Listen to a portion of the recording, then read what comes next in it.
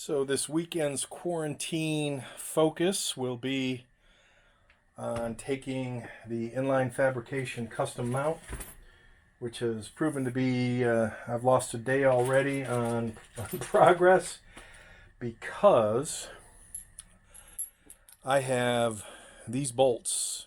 These are 1/2 inch, 13 pitch, 2-inch long, and that's what secures the press. Ooh.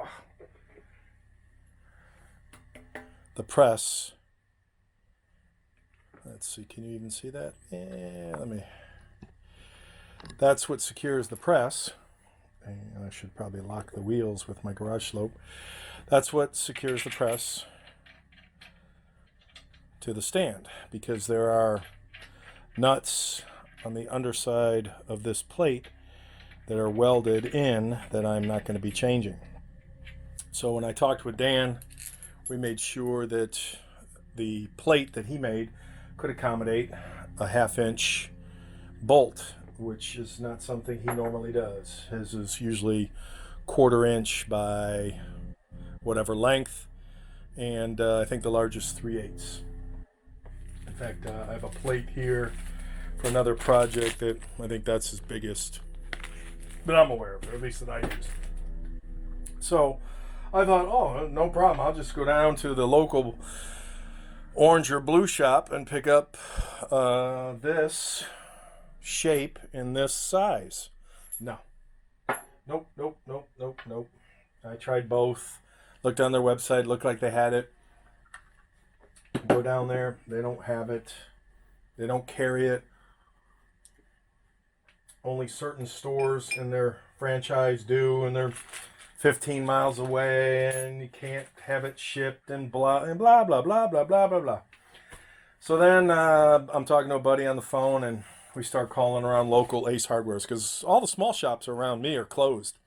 Orchard Supply went out of business or closed down. You just don't see the small mom and pops anymore. And we found a local hardware store, True Value, and I gave them a call, and she didn't have a clue what I was talking about, but she said, come on down, we got lots of bolts. And she wasn't lying, they have lots of bolts. And the gentleman asked if he could help me, showed him what I needed, and he went to a box that looked like it had what I needed, and then he said, no, wrong size. And then I said, well, I'll take it in, it doesn't have to be black oxide, I'll take it in stainless.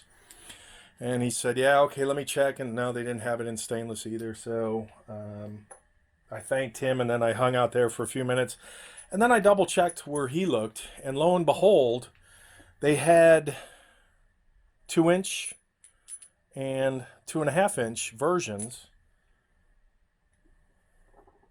of this in 1/2 inch by 13 pitch, and I even double checked.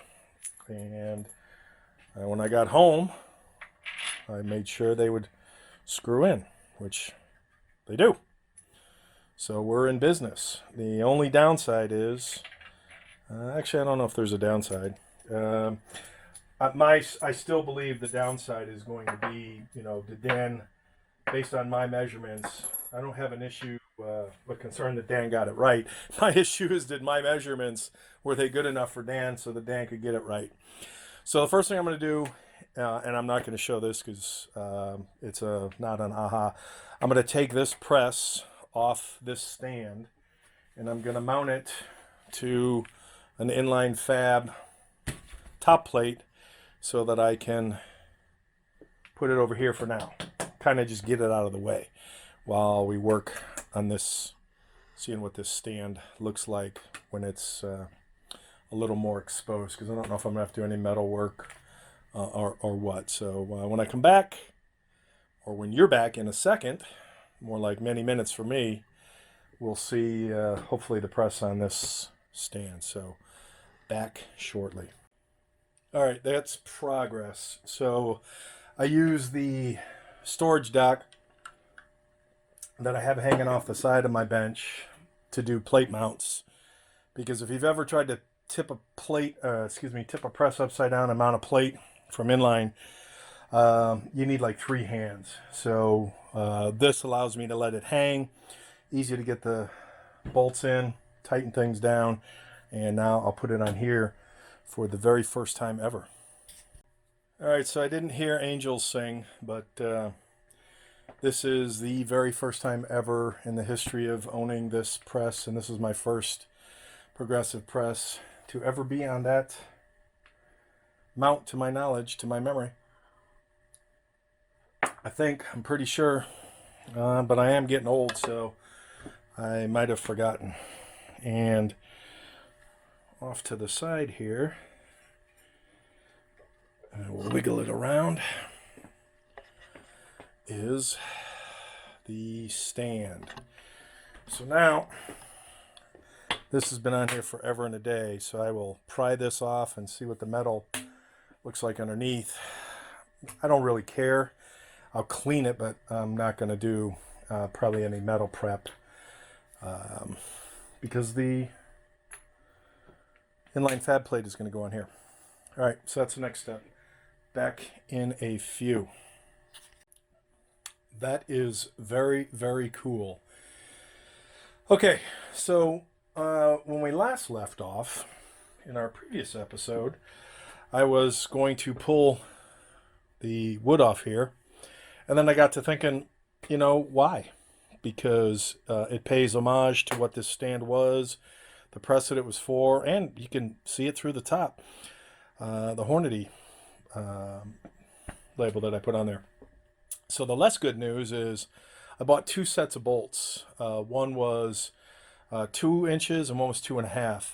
And it's actually a really good thing that I left the wood on there, because I'm going to have to tomorrow probably go back and get 1 3/4 inch bolts if they have them, because these are right at the very edge of the cutout. They'll work, and I can either cut these off or because I need to return these anyway. These were ridiculously overpriced, but that works. So I'm leaving the wood on there. It adds what, 3/16 of an inch. I think it looks cool. It looks like a sandwich.